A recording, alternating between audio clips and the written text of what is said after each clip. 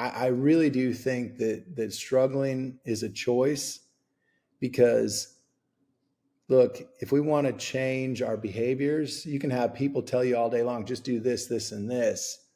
But our behaviors aren't going to change and line up until our mindset is different. The future of dentistry belongs to the innovators. Welcome to Innovation in Dentistry. I'm your host, Sean Zayas, and I believe that the future of dentistry is going to be unbelievably great over the next decade and 2 decades. But the question isn't that. The question is, are you going to be part of what makes dentistry great?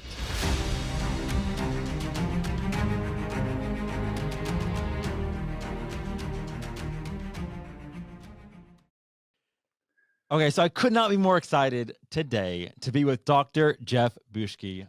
Before I set you up, Jeff, let me just say thank you so much for letting me interview you today. Oh, Sean, man, my pleasure. I'm so happy to be here. I'm excited to share some today with your audience and hopefully give them some good nuggets to take home and just maybe create some clarity in their life. And I couldn't be more excited to be interviewed, brother.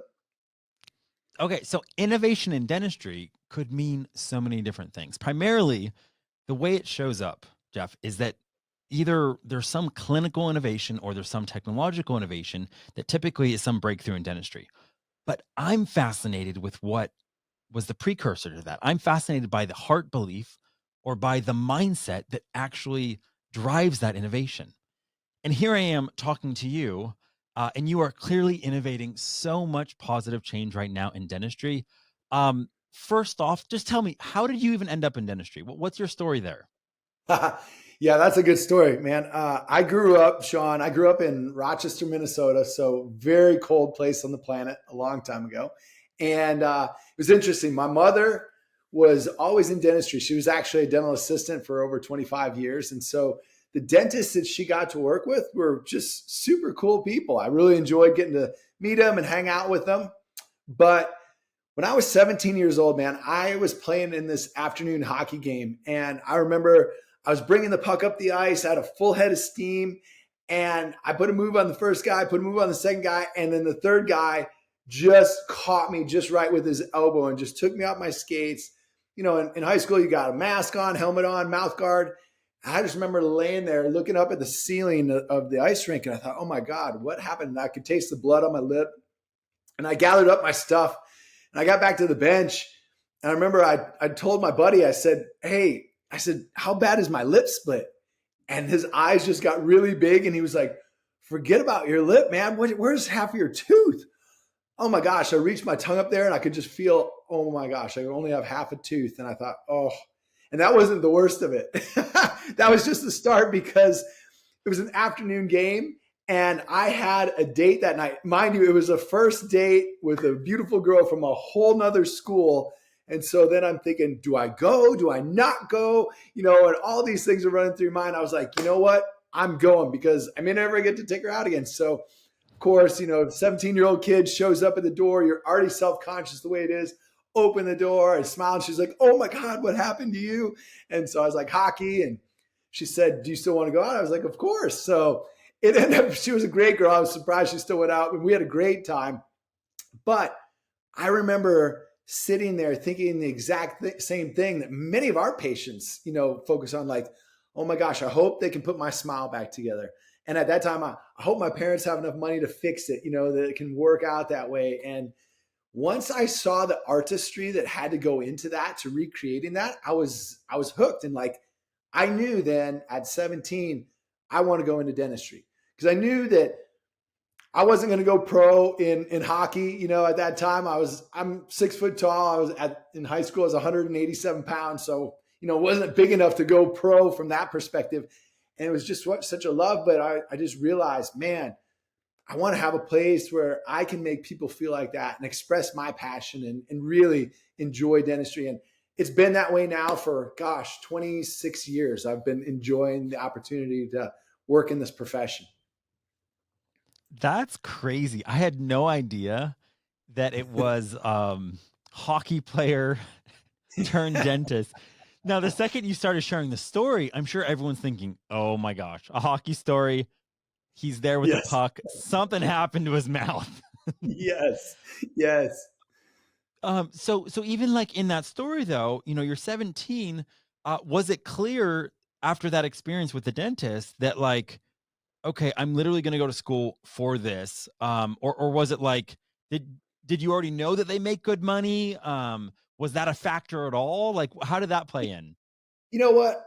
I guess it was a factor. I remember, having an opportunity to go to some of the dentist houses that my mom worked for and everything. And they were just such awesome, cool people. And I was like, if these guys are like this cool, I could enjoy this. And I mean, I could see that they had some nice things.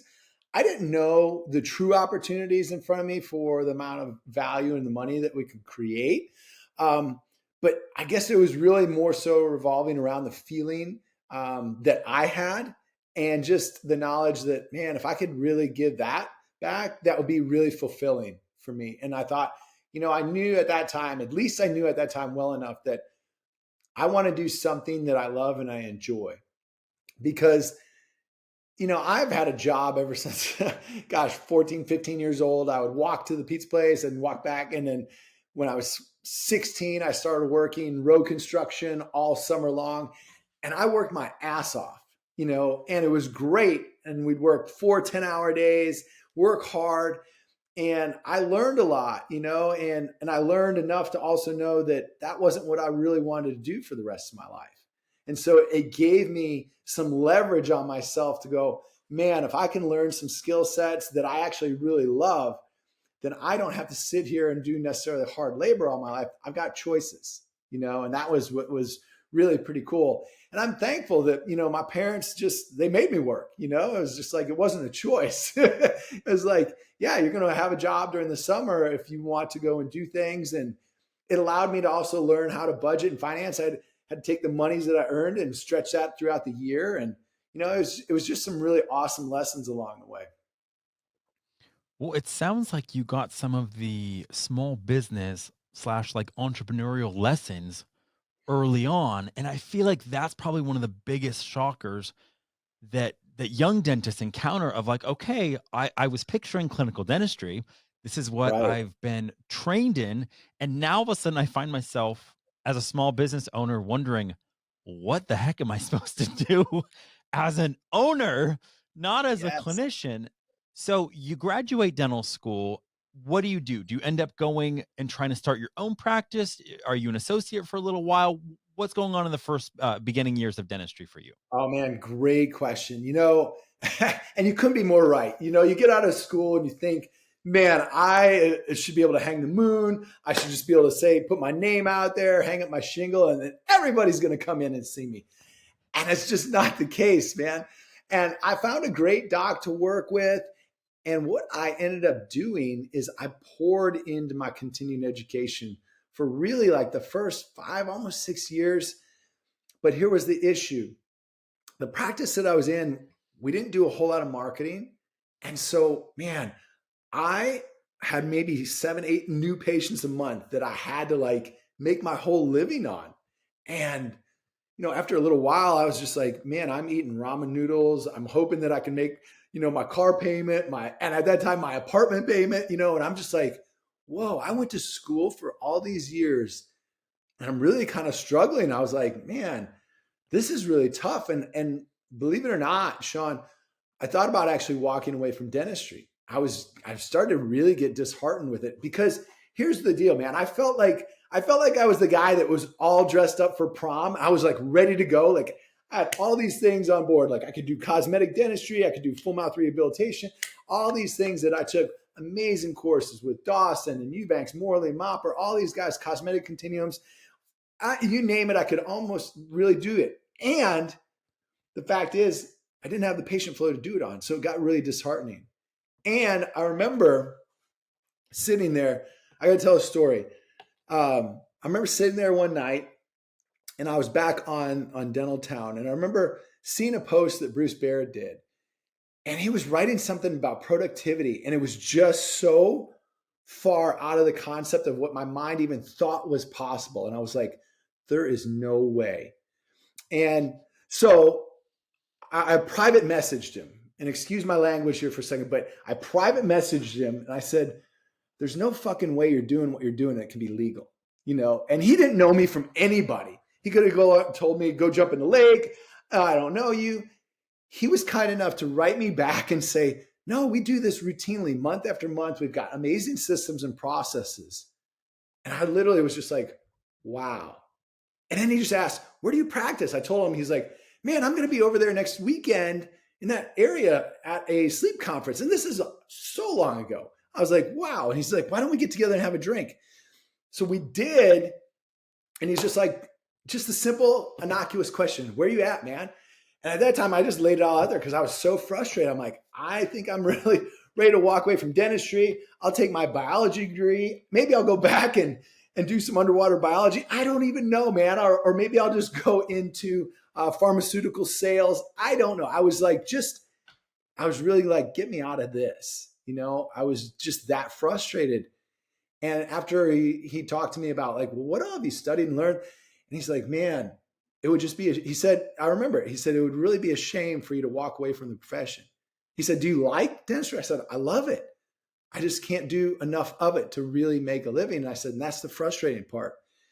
He said, well, maybe consider just that you need a different change of atmosphere and a different change of environment. And so he got me thinking, and we were actually going to go in and do a practice together. And for one thing or another, that practice got sold out. And I was like, okay. And then he had an opportunity that just, by the grace of God, showed up. And he said, hey, I don't know if you're interested, but if you want to come down to Granbury and work with me, I'd love to have you. Now, meanwhile, that was an hour and about 20 to 25 minutes from where I lived in Dallas, Texas, right? And I said, you know what? This feels right. And I had to follow my gut on that one. And so I would drive that in the morning and then at night. But you know what? I started to practice dentistry the way that I was designed to practice dentistry. I was like so excited. Everything was lining up and our philosophies were right on point, right on par. It was just amazing. I was like, I had all of a sudden all this joy and happiness in my life.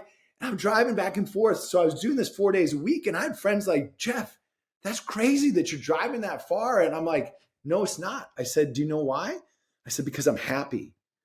And I said, and I now understand the passion about what I get to do. And it was a get to. And I still feel that way today. It's a get to and a not a have to. And I think that's such an important distinction, because when you feel like you have to, then it's not a lot of fun. But when you get to, that's when I get to have passion about what I have the opportunity to provide and the value that I can create. Okay, so you just shared a ton there. That is crazy. It's crazy, that the fortuitousness of running into Dr. Bruce Baird on social media, of anybody, the Right. the most entrepreneurial, Yeah. innovative dentist that I know, to be able to be some sort of beacon of light, to be able to provide guidance and help at a crossroads moment for you. Dude, it was I I like I mean, he saw something in me and I saw something in him. And it was one of those things too, when we sat down and had our conversation, I said, listen, I know that he had a number of associates before. And I said, listen, Bruce, I said, I so appreciate the opportunity. But I said, I have zero interest in coming in and just being another associate. I said, if I want to come in here and you want to have me here, then my target within really the next 6 to 8 months is for us to become partners. He's like, okay, let's see what we got. Let's make it happen. And we did. And so we got a chance to practice together for almost close to 18 years. And what was amazing about that is the really one great thing that I can say about Bruce. I mean, he's just an incredible practitioner. I miss him in the office. But he's enjoying his life and he's definitely earned it. But his integrity was impeccable, because there was nothing that he promised me that he didn't deliver on. There's nothing that he said that he didn't do, and so when you look back on that type of partnership, it's really pretty amazing. And that's one of the key things that is part of the foundation of everything that I look at, is having to build it off the basis of integrity. Because when you have that, it just opens the doors for so much more. And it doesn't mean that you're not going to have collisions. It doesn't mean that There's not going to be crucial conversations that have to be made. But in any type of partnership, it's like a marriage. There has to be give and there has to be take. But most importantly, there has to be amazing opportunities to create conversations that can be open and honest, that have the opportunity to move the ball forward, and with the focus of something bigger than yourself, really with the focus of the vision. So I'm just curious, how did this opportunity shows up, here you are, you're meeting with him. Um, how do you even have the experience to know, like, this is what I'm wanting? Like, I don't mind going to bat for myself and saying, look, I'm not going to be happy. I'm not going to be fulfilled if I'm just another associate. Right. Um, you don't necessarily have the track record at this point in time to say, this is what I know I can do, but it sounds like you just bet on yourself and said, look, like, I can provide value. I know I'm a great dentist and I'm going to make a great partner. I mean, walk me through some of that. Did you have any amount of imposter syndrome No, I during did. this? Yeah, that's such a good question. I guess over the years before, I had done enough bigger cases, even in that small amount, of new patients that I saw. And so I knew that I could do it. I knew that I had it within my wheelhouse to be able to provide, and I knew that I could execute at a high level. So I guess with that confidence and that mindset, that I was just like, yeah, I know what I can bring to the table. I just need the right environment to be in, and then I can flourish. And of course, you know what? The great thing is like when I joined that practice, Bruce is probably one of the best communicators on the planet as far as it was to patients. And every time that I had an opportunity, if I wasn't seeing somebody, I would literally just sit outside the operatory and I would listen. I would listen to how he would explain something. I would listen to how he helped move patients forward in care. And then I would take that and I would not copy it, but I would adapt it into my own words, into what felt right for me. So it was authentic. And that helped so much. So I didn't feel like I had imposter syndrome. I wasn't trying to be a mini Bruce. I was just being me, but taking the frameworks that I learned and putting them into my own words, my own verbiage, but still following through. So the patient experience was the same. And that was so important to me and to Bruce. And we just had a cultivated environment of a culture that just worked. Okay, so you're saying it's so matter of fact, but Jeff, I have to say that is next level high performing. That mindset, that ability to say, you know what, um, I'm not going to copy. I'm just going to authentically integrate it into me. I tell people all the time, if you want, like, the greatest single chance for you to differentiate yourself as a dentist is to find out what is We unique froze for a about the second. way that you do dentistry, your We're coming perspective. back. Now we're back. T- ta- taking the best practices of what you've learned and integrating that into some authentic version of yourself in practice is what makes you different, and that creates a moat around you that other people can't compete with. So for you to have that maturity already, man, I just want to say, like, that's so uncommon. Where did you Oh develop man, that we sense froze of, one more time. I'm not trying to become Bruce, I'm just going to become the best version of me? Yeah. You know, here's the way that I kind of think of that too. Look, there is no shortage of information out there, right? And there's nothing really new under the sun. Obviously, we're creating new technology and new things of innovation come about that way. But a lot of the ideas and everything, look, the information, the way that we compile information, and once we put information together, the way I look at that is then now that becomes knowledge. But now when I take and I apply that knowledge in my life, that becomes my experience. And through my experience, then that is my wisdom that I have the opportunity to work with. Because nobody on this planet ever before me or ever after me will have my same thoughts, my same feelings, or all of my same experiences. There can be a lot of similarities and there can be a lot of, oh man, that really happened to me too, but it's not quite the same. So when you can look at it from that perspective, I think that really helps eliminate a lot of this imposter syndrome. But it's the imposter syndrome comes about when you feel like you're not being authentically yourself and you're trying to be somebody else. Instead, take what somebody else is doing that's created amazing things and learn from that. Use that. Absolutely. It's like taking the tollway, man. You want to get somewhere faster. You take and learn from the people that have already been there, that have paved the way before you. You're not copying them, but what you're doing is learning from them and taking the shortcuts and learning from the mistakes. And I still make plenty of mistakes, man. I've made mistakes all over my life. But the point is that now I have an opportunity. Like I said, I'd rather take the expressway and I will pay for speed and efficiency every time.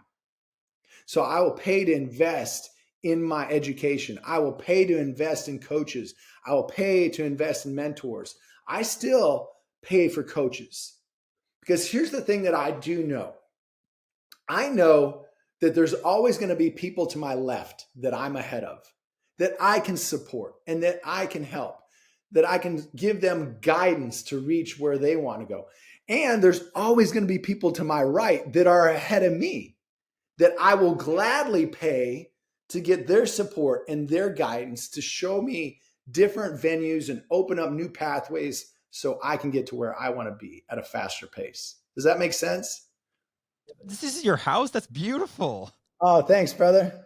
Man, we got in here in the beginning of February.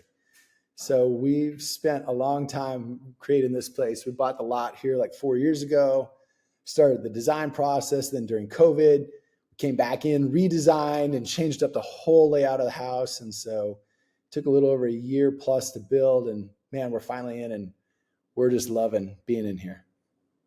And this is in the Dallas area? This is in Granbury. So we're west and south of Fort Worth by about 40 minutes. So we live on a lake.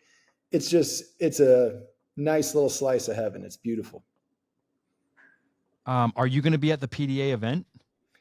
I probably won't be there at this next one unless they need me to come do anything. We've just been so busy with all our stuff too, with getting everything going from my coaching and everything there. But I love Yeah, it. I'm not going to be able to go to the September one because I'm doing a Len Tao event, but I'm trying to go, I think, in March. I might go to that if, Bruce, he's so great about calling and saying, hey, we got this going on in Victoria too. So they're always good with that. I've gotten to so speak with them a couple of times. It's been good. I was going to say, Jeff, let's just try again. Okay. I'm so sorry. Like this has Don't never worry happened about it, man. before. And like the strength of me as a host is simply the ability to hear what you're saying Yes, and play and off. like take interest. And you're so fascinating. And I'm somehow missing so much of it that I'm just like mad. like I It's no like problem, man. It's not a oh problem at all. We'll do we can just reset. I have no problem resetting. We can make well whatever no happen. we can just edit it, and even if it's just two locations, I don't care what people think about it. Yeah. um but let's just keep going, and then if somehow I see the end result and it shows that like you stop talking or I'm glazing or I miss so much of it, um Yeah, then we can reshoot. No problem. yeah. Oh my god, I'm just sorry. I need to get over Oh, the fact that I'm like so mad because like I've been looking forward to this interview. uh don't worry about it, man. We're good. I promise you, man. okay. It's going well. You're um doing great too. You're great. You're a great interviewer. So we're right on point. Okay, so here's my question for you, Jeff. When is it that you realize I'm not just a dentist? I'm also very entrepreneurial. I'm a natural born leader. Because seriously, when I see you, I just see so much. I see so much passion. I see so much strength. I see so much humility, and I can tell dentistry needs what you have. But when was it clear to you? Hey, yes, I love dentistry. Yes, I love being a dentist, but there's more. There's more for me. That's such a great question. Twofold. I'll answer that with twofold because one, coming into the fold with Bruce and everything, he was just really starting with Productive Dentist Academy at that time, And I got to go and be a part of that. And I would help facilitate some of the docs and going through, gosh, picture this. At that time, we would actually have a film crew there. So they were learning how to do the new patient experience. And you talk about like the feeling of pressure because we were role playing. You got 3 cameras on you from different views. And like, but it was so great because these docs would then get that version sent to them, but it was their first opportunity to really practice what that new patient experience would be. So they got their trial run and their jitters out of the way there. And so what I saw in that was I really enjoyed it. I had so much fun being a part of something like that where I knew whatever portion that I had to play in that, it was like such a great emotional paycheck, knowing that I had a little part in the transformation of somebody's career, or that it could make a difference in what I had to say, or just the feedback that I could give, or answering the questions there. And so that was like one of the first sparks. The second spark was knowing when I went through a really bad time in my life in 2016, and we can get into any and all of that. And I knew that I had to make some tremendous changes in my life. And when I took and applied everything and shifted my life like 180 degrees, I realized, man, if I can do that, our practice and our profession needs this type of knowledge. They need to have the ability to at least take the knowledge and apply it, because in our profession, and here's the thing, even like I was in a great group practice, but there was still such a component that I felt alone. And I think there's a lot of dentists that really feel like that. And, social media doesn't help. You get to see everybody living their best life on there and everything. And, it is kind of interesting. Like one week, I love my wife so much. And then like 3 weeks later, we're getting a divorce. And you're like, well, wait, what happened here? Hold on, but you only see the good.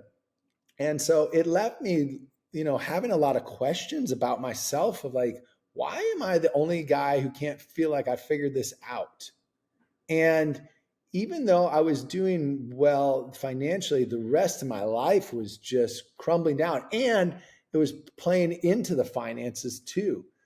But to answer your question very specifically, I knew that once I dug myself out of that pit, that I had really had an opportunity to help and shape others in transforming their lives in our profession. And that just, that was something that just stuck with me. And I don't think leaders are necessarily born. I think that they're made. That's just, I feel like that for me, because I didn't feel like I was born a leader at all. I feel like it was a lot of blood, sweat, tears, tons of mistakes, doing things wrong and learning what do I need to do to shift things. And that didn't work, man, because none of us get leadership skills. None of us get management skills. None of us get business skills in dental school. None of those things happen. You're just lucky that you didn't kill somebody in dental school, and you're just dangerous enough not to hope to do that when you first get out and practice.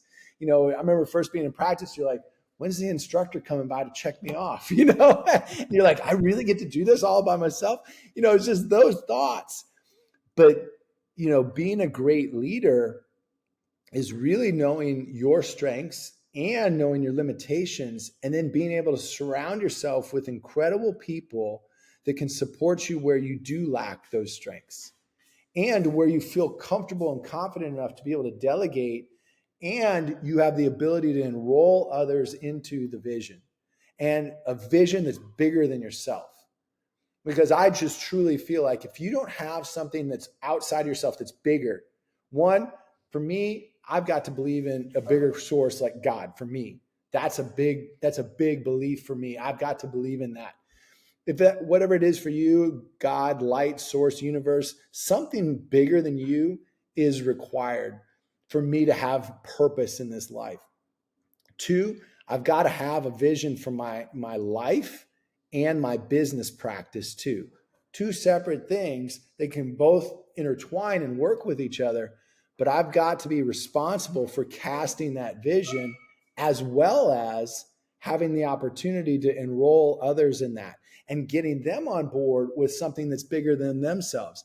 I think that's why teams, I don't love calling, my dental team a staff. I think staff is an infection, but a team is somebody that is a group of individuals that are united together that can create an outcome that you're looking at and you're wanting to not necessarily force, but that you're driven towards, that you're called to. There's a big difference between force and being called to. And it's what allows us to have the success and the ability to collapse time, because when everybody's unified, now you're not wasting all this energy and time recreating, and you're not having to come back and motivate. Motivation is good to get started, but it doesn't last. It peters out. Inspiration, on the other hand, totally different dynamic. Inspiration, people get inspired. They have the energy to pull themselves up and take their own responsibility to get there. There's a huge difference between that. Okay, so again, I'm I'm like so fascinated because I think so many of the ails in dentistry that people struggle with would be solved if they just were better leaders. And that is no small thing. Being a leader is no small thing. And I love what you said about leaders not being born, them being formed. And I tell people this all the time. Often it's those seasons or those moments that we like to erase if we could. Yeah. That's where we can actually find the gold, especially if we yield to it. Okay, we just went through this crazy rock bottom experience. What did I discover? What did I discover about myself? Um, and I feel like the resilience that you have, Jeff, knowing, and it's like the phoenix rising out of the ashes, the struggle, the darkness, the challenge, and then rising triumphant. And now it's like you're qualified to lead. You're qualified. It's almost like your struggle, your humanity qualified you to now be able to shed light so that other people don't have to stumble and fall, or other people at least can yoke themselves to the hope that when they're in their darkest hour, it's going to be okay. Because you and I both know dentistry, it's taken some great people, Yes. and that's not okay. No. Um, can you tell me a little bit more about that dark time in your life? Absolutely, man. Because people would look at me now, and on the outside, they'd be like, "Well, he has it all going together," and that's easy to see from what you would see on the outside with where I get to live and what I get to do.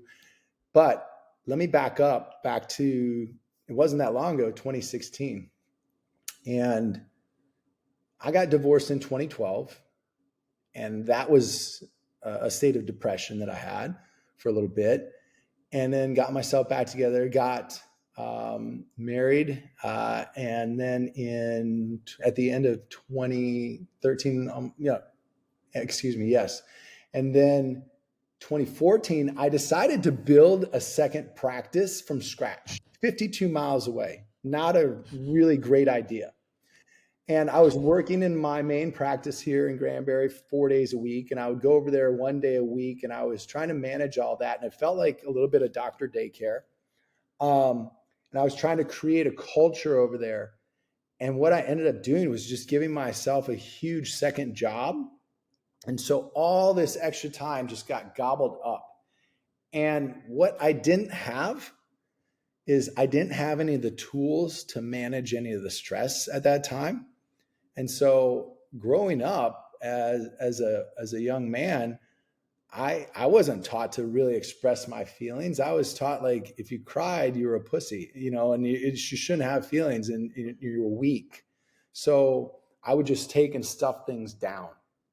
And to me, the visual that I like to give, it's kind of like taking a big beach ball and just pushing it further and further and further under the water. And the further you go, finally, when you let go of that beach ball, it's going to come up and erupt with such force and magnitude that it can be hyper destructive. And in my case, when that typically happens, it's usually with the people that you love the most, and it's at the worst and most inopportune times. And so I would tell you, what would happen with me is I would come and bring that stress home. I was an emotional terrorist with my family. I'm not proud of that, but that was the truth and the reality. And I would come home and just blow on them. And then I didn't want to feel this pain, so I would drink every night. And I got my wife drinking every night. We would drink at least a bottle or two of wine a night. And that was just during the week. That's not even the weekend. I'd be wheeling down my recycling bin at like 4:30, 5 o'clock in the morning because I didn't want my neighbors hearing all the clanging of the bottles in there. And it was that bad. But that was the way that I could just numb out for a little bit and not feel the pain for just a little while of all the stress and just not knowing, like, oh my gosh, what did I do? What did I create? The further that went, the further I lost intimacy with my wife, connection with her. I had no connection with the kids. I had zero connection with God, and I was destroying my body. And I didn't feel like I had purpose. So if you really look at it, I was in a pretty bad place. I mean, that is a pretty decent pit. And it all came to head one night when my wife and I had finally had enough to drink. We just really started saying what was on our mind, shouting, yelling. And she said, Jeff, I didn't sign up for this shit. The kids and I walk around here every day on eggshells, and all we want to do is love you. And you come home and blow up on us. And I just sat there and I didn't have a whole lot to say because it was the truth. What could I say? I just remember laying there. I didn't say anything that night. I laid there in bed. I just prayed. I said, God, please help me find a way out. I know I created this mess, but help me and help my family. And I just remember, man, I didn't know what to do. But then I did find some amazing coaches, and things showed up just even next week in my life. The coach just came into my life that I would never have expected. And I went and I started to take the processes that I was learning. I started to apply them radically and rapidly and started to shift my life like that. Now, it's one thing to talk about it, but it's a whole nother thing to do it. And I know that I'd put my family through enough to where they weren't going to listen to talk, because at that time, talk was cheap. I'd said a lot. So it had to show up in how I was occurring, my way of being. And it had to take place for a while for them to truly believe that transformation was happening. And it also was one of the things that, for me, I just knew I have to continue to pour in and pour in and pour in, because I know how rough it had been and what I created. And so I knew that I had to take full responsibility for what I created. And I had to take responsibility for that. And I had also worked through the consequences of that in order to shift and alter the reality that I had created. And I think that radical self responsibility is something that is so key and that is missing in a lot of life. Because until you can do that and you can get real and honest with the facts of where you're at, there's no way to really determine where you're going to go without getting there, without living in fiction and fantasy and never having it happen. But when you can get real and honest with yourself, now you can start. And even if you don't like what you see or don't like what you hear, when you're honest with yourself, there's no better person on the planet than you to create the change and the transformation in order to move away from that. I was literally just going to say, early on in this story, I heard you say, like, look, I'm not proud of it, but that's what I did. And it's almost like in Good to Great. There's this part in there where Jim Collins talks about a level 5 leader has the courage to be able to look at the cold, hard facts of the situation and still have some sense of strength, resilience, and optimism to confront them. And I just want to honor you, Jeff, because that takes so much cojones, like so much courage, so much boldness, because I know as a man, our self-worth is so tied to the condition around us of the people we're taking care of Yes. the success that we're attaining. And when all of a sudden you have to come square in the face, like look and confront the fact that you've contributed to the deterioration of all of that. And you can't blame them. You can't blame No. that circumstance or that situation. Wow. I mean, that takes massive courage. And it is a very difficult place. And I feel like that's why certain people get tempted to escape. You Oh, know, there's an absolutely. easier way. I wrote a story that I can't acknowledge. I can't live up to. I can't own it. There's got to be a different way.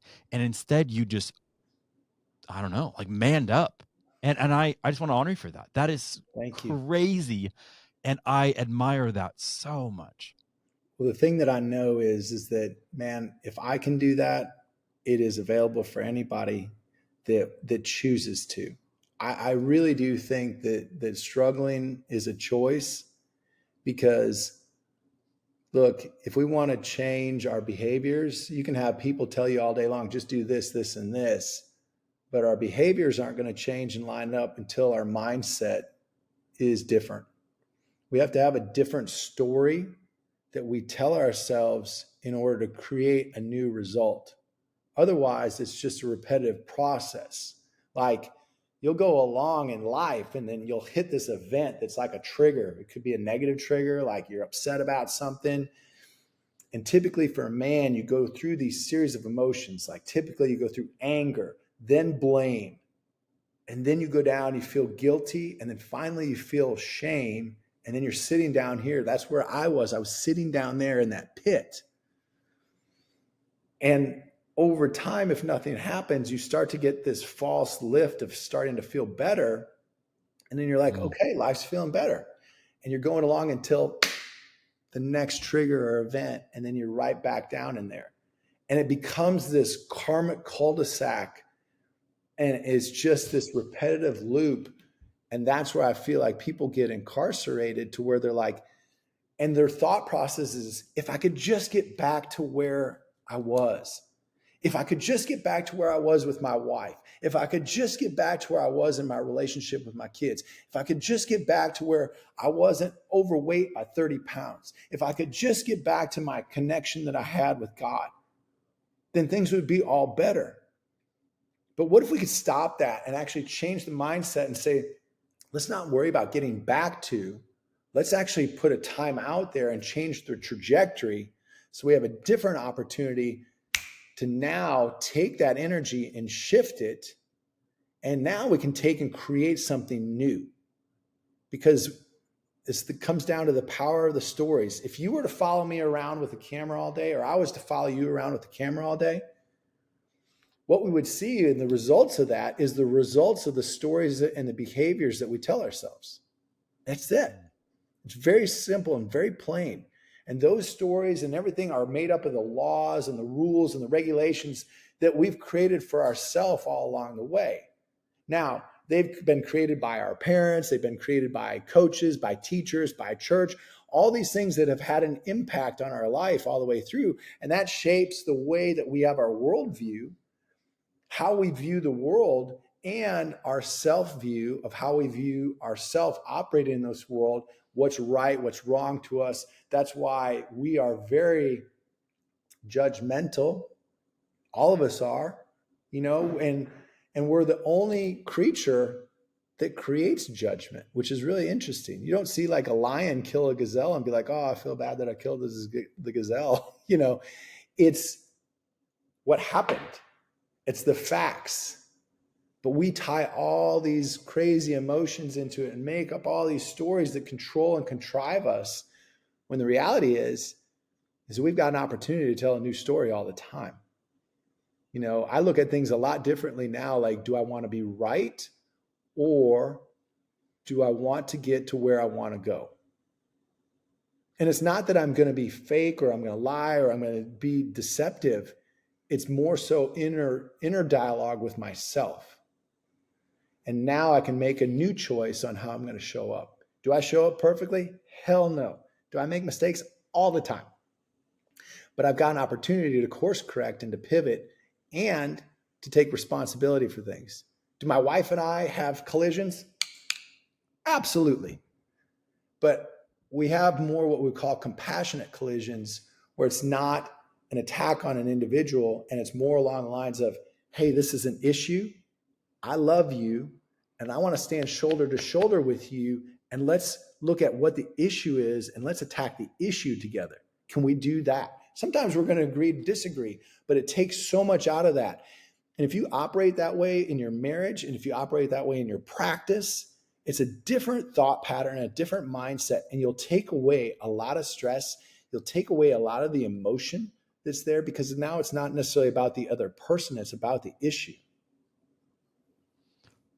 So, I mean, it seems like you could be a coach and consultant simply on the practice side of how to grow a practice, how to lead your team. But it sounds like the real gold is this inner transformation for those that are stuck, for those that are not in alignment and not living a fulfilled life. When did you realize, like, okay, I have a message, I have this impact? Even from early on, you were saying this smile transformation, this way that dentist transformed your life, and then all of a sudden you're talking about with Bruce. I love the fact that we can make an impact and transform. It seems like you've always been about making a difference, very human centered about how you can transform people's lives. When did that all of a sudden all connect and you started your coaching? And I would say a couple of years ago, when I really sat down and took a very deep introspective look. And I started really back in 2016, I really started to look at meditating and connecting, and really connecting again with God in my life. And it was one of those things that I realized, you know what? My soul's purpose on this planet is to literally liberate others and to transform lives, whether that be in my dentistry or whether that be in my coaching. It's that simple of a message. And that's what I feel my soul is called to do. And so I also know that there's only so much dentistry that I can do with my hands. And I love dentistry, and I love being able to provide that service for individuals. And I know, though, with my voice and my ability to transcend generations in dentistry and speak to the people that have been in the pit, or people that just want to level up. It's like the difference between, hey, somebody's just got a flat tire and they need a little air up. Somebody's car is up on blocks, and they're missing all four tires. It's about meeting an individual where they're at and knowing that there's not a lot that can shock me anymore. I've been down a really dark road, and there's not usually a better person to lead you from that place unless they've experienced it. Because now I can come from an authentic place and I can support you. I'm not going to save you. I'm not here to save anybody, but I'm here to ride with you and to look at saying, how can we co-create something to where now I empower you to create your own vision that pulls you forward and lets you step into your unique gift and what your soul was called here to do. See, I truly feel like all of us are called to do something on this planet. We all are. There's no mistake why you're here at all. We're Amen. all uniquely here. But the question becomes, will you listen? Will you listen to what you've been called to do? And I think that's why there's all will be called, or many will be called, but few will answer. And so if we can look at that and just really take the time, I think life gets so busy that when we don't take the time to ourselves, it's very difficult to create that space that allows that to come in. And so when you're just constantly going, you feel like you're on the hamster wheel. It kind of feels like you're just trying to survive the day. But when you back up and you realize, man, I mean, I think about this and I laugh because I was like, man, that'd be like, what if you jumped on the treadmill and somebody's like, okay, run. I'm going to put you at level 8 or 9 on the treadmill, run. And you're like, okay, and you're cruising along. And you're like, when am I going to be done, coach? Never. What? And you just keep on running. And you're like, you get so burnt out. Yeah. And there's such an importance in actually taking time out for yourself to not only look forward, as a leader, you have to look forward and cast the vision. But at the same time, you've got to actually look back and recognize what you've done and what you've created and take time to acknowledge that. because you're acknowledging the growth, you're acknowledging the expansion, you're acknowledging the transformation that's occurring. Now, I never sit there and try to hit home runs. I used to in the past, try to do that. Now, I am so content hitting sweet singles, small little percentages, little wins every single day, that over time, by the end of the year, then I Compound. become unrecognizable to who I was the year before. Mm. And when you can do that, it takes away all the bigness and like, oh my gosh, if I don't do this, if I don't land this deal, if I don't do that one big case, then my whole month is gone. But when you do the things right, great, you know what great producers know? Great producers know I'm going to find simple things and I'm going to do them over and over and over and over and over again. I'm going to consistently show up and produce. And that's one of the beautiful things when you can look at that. I don't need to make it over complex. I don't need the 67 steps to success. I want to look at what are the things that I can choose to do that I can win the day. Every morning, I make myself 8 simple promises that I keep to myself. That's it. But that starts my day on fire. When I go in, I don't need coffee because I am energized, baby. I go in lit on fire and I'm able to handle the day. I'm ready because we're going to have fires that come at us all day. We're like firefighters. We are there in the battle of it. When we go into the practice, you might have team members coming at you that are upset with one another. You might have patients that cancel or patients upset with you, whatever it is. But if you're not on point and you go in relying on your lucky underwear and your Starbucks to get you through the day, well, my friend, it's going to be a problem because that can't be repeatable every day. But when you go in on fire and you've lit yourself on fire, instead of waiting to spontaneously combust, now you can make a choice on how you show up. And that's when you can show up as a leader. Because now you can show up because you've already chosen to lead yourself. Now you can show up and lead your family powerfully. Now you can show up and lead your teams powerfully. Now you can show up and lead your patients powerfully. But it all starts in one place, and that's with you. Okay, so I didn't realize how much gold nuggets you'd be dropping. Like I almost feel like we have to charge for this. Like, B, I don't think I understood. Like I knew, Jeff, that you had this intensity, but I didn't realize you had this intensity coupled with this generosity because you just have this generous spirit that just pours out just this wealth of information to help edify, encourage, and level up individuals. So if I'm a listener right now and I'm like, okay, I love what Dr. Jeff Buske is talking about, where do you want their eyeballs to go so that they can contact you? A couple of easy places you can find me. You can find me on Instagram with dr.jeffbuske, Dr. Jeff Buske. You can find me on Instagram that way. You can also find me on LinkedIn, Jeffrey T. Buske. And so those are the 2 best places to find me. And, I'll always tell you too, if you're ever in the neighborhood and you get to Fort Worth and you want to come down to Granbury, you can come visit us in Granbury Dental Center. We have docs sometimes that come through and just hang out for the day just because they want to see how the process works. And I love that. I love having docs in the office too. And it's fun. We've always got some great things going on. There's 3 of us doctors there. And so I'll put that invitation out there too. And so it's one of those things that I've realized, look, I'm 52 right now, and I am determined to look at being a change of force and transformation in our profession. I really want to make a dent in the divorce rate, in the depression rate, in the sedation rate, and in the suicide rate in our profession. And I feel like when we have enough like-minded individuals and we create a movement around there, that we can be a force of transformation in our profession. We just have to choose it.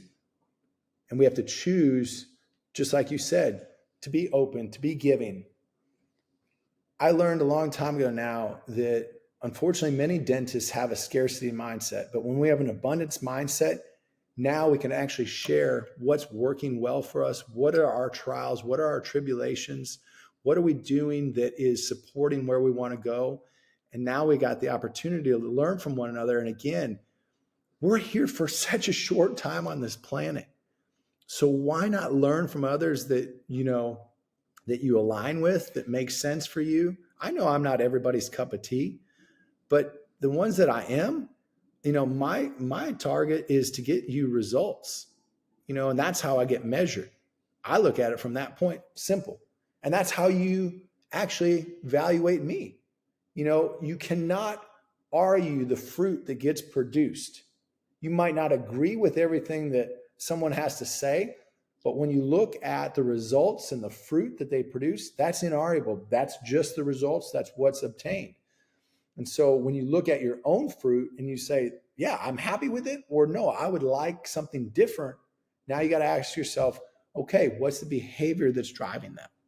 And comes back to that behavior and those patterns a lot. But we've got ways to start to separate all that out, and so we can start to really work with that. But going back to the beginning of one of the first things that I learned that's been so powerful for me, it all comes back to integrity. And so my definition of integrity is this. It's not about being your word, because if you're up to big things, we're going to break our word. It's just going to happen. We're going to have circumstances that are going to create a problem that allows you, or that doesn't allow you to keep your word. To me, integrity is actually about honoring your word. And so when you honor your word, now you're not sitting there hiding anything in the darkness. You're standing in the light, bringing everything to the light, not hiding in anything in the shadows of the darkness, being whole and complete and lacking nothing. And when you can do that, you're in integrity. Now, when I don't honor my word, if I know I'm going to break it, then it's up to me to restore it as soon as possible. Now, I have to understand there's going to be consequences with that. Let's say I told my wife I was going to be home at 6:15. The minute that I know, oh man, I'm not going to make that, I'm going to call and say, sweetheart, it's not going to be till 6:30, 6:45. I acknowledge that I said I was going to be home here. I know that you're going to have dinner ready at that time. I'm going to miss dinner with you and the kids. Guess what? And I commit to being on time next time. So I'm getting myself back in integrity. But I also realize there's consequences that are going to be like that. My dinner might be cold. That night, I might not have as much connection with my wife, but those are the consequences that I have to face. But at least I can look at, how do I restore and honor my word? And that comes a lot by just acknowledging it. I have so much respect when a team member comes to me and is like, man, guess what? I've got egg on my face. I messed this up. I'd much rather you come and tell me that and say, okay, all right, thank you so much for being honest with me. All right, what are we going to do now to focus on this and to fix it? And then now we can create a solution, because now that's already out of the way, and now we can learn from it. And now we can, that's another thing, those become training opportunities where we can now learn from something and create something new going forward. It's not I don't need to belittle you because you already feel bad. It's about Right, right. let's do something here so we can grow together, and let's shape some of the thinking. And man, I think this world needs a little more grace too.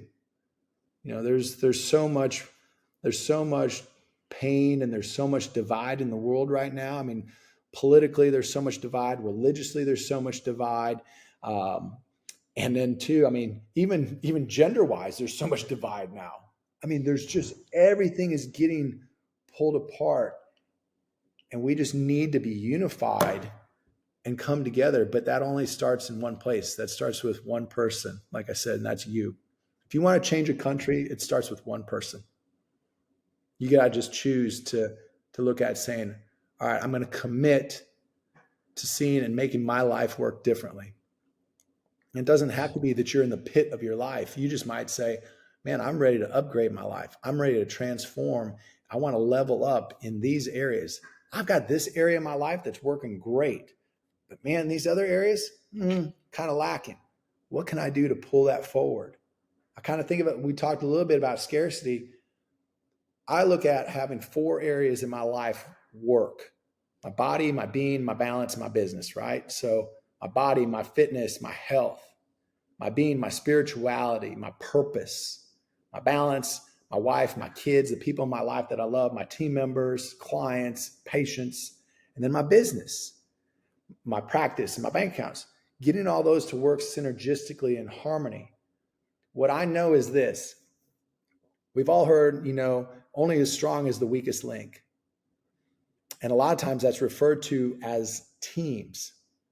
But I want you to back up for a second and just look at yourself and look at those 4 areas that I just threw out there and ask yourself, am I in abundance in all 4 of those areas?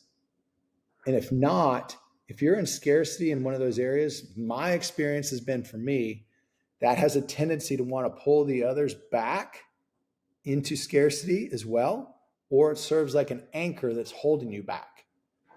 So my suggestion would be, if you've got 1 area or 2 areas or even 3 areas that are operating that way, if you can just take the rest of this year and hyper focus on getting those areas into abundance, your life will dramatically look different. It will transform.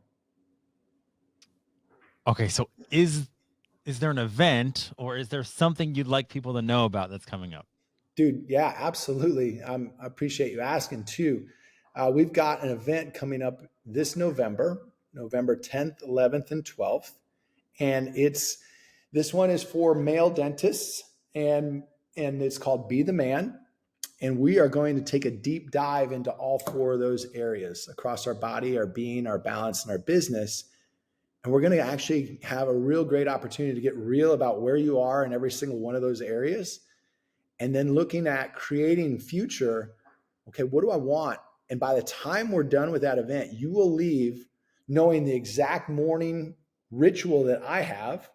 You'll be able to put that in play in your life instantaneously. And you will leave with a 30-day plan that's trackable in software that you'll be able to utilize and put into play. If we don't track it, things tend to get put by the wayside. And just so the beautiful ladies out there that may be listening to this know, I'm not leaving you out. And what is underway right now with it, I am so excited about. By the end of this year, we'll have a women's arm in the Limitless Dentist Academy completely built out, because it's not the fact that these domains are just representative for men. They operate the same way in women and in their lives too, just as equally as important. But what I do know is this: I'm not, at least for me, authentically designed to coach women. I love women. I love my wife. I love women that are powerful. I love women that really want to make their life work and work well for themselves and their family. And I want to look at how can I empower them. But what I know is this, is that at this event, this is for men only. And what's been my experience in training and coaching and leading also mixed events, men have a better tendency when it is just men to open up more and be more vulnerable. Yep. And that's what I want to seek for these men so they can create the transformation. So this event's going to be very unique and special, because I'm holding it to only 16 spots to come and be with me live for those 3 days. We're going to pour more than 25 plus hours into you. Hopefully you can get a tell from the way that we've had great conversation here with Sean today, is that I will absolutely pour everything into you that I can. I want you to win. And the 16 spots, those will go. But I will also have it be a hybrid event to where you can also choose to attend virtually. I'm going to make that happen too. So I don't want there to be a shortage of, man, I can't get there, and it to be a problem. And the cost is going to be so little that it's a no-brainer to really invest in. I really want to make this an opportunity for you to be able to say, that's a no-brainer. I can just jump in and do that. And so it can, like I said, I want to create transformation in our profession. And that starts with, what can I do for myself? And how can I do that to then, as a leader, then pass that along and give what I've learned and allow that to be transferred on to you guys. So do you want them to go to a specific URL or possibly just email you to get information about the event? Yeah, I will. It's www.myfreedomprotocol.com/B as in boy, T as in Thomas, M as in Mary. myfreedomprotocol.com/BTM.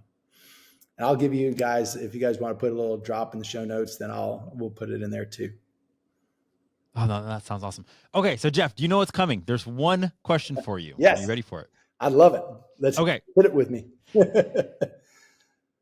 So Jeff of today is walking down the street, and off in the distance, you see the 18-year-old version of yourself, and you know you only have one brief moment to communicate one sentiment to him. What do you share?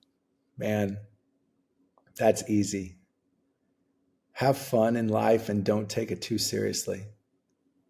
Because along the way of everything, I remember, man, I lost my fun, and I lost a big part of who I was when I lost that. And now, having that back, life is just so much more enjoyable.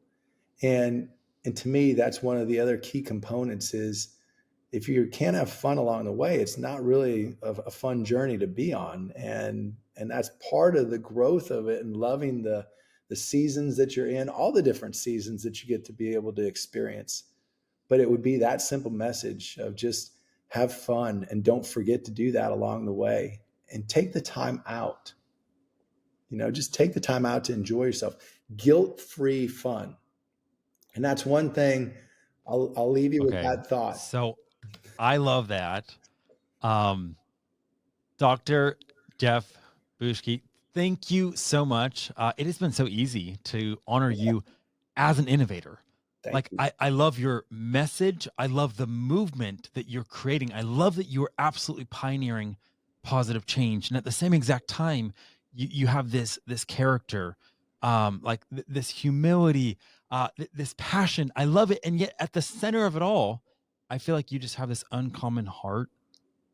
And that's what's powering everything that you're doing. And that is just a heart to make such a difference and really help elevate the people in dentistry and elevate the profession. Thank you so much for letting me interview you today. Oh man, my pleasure. Thank you so much.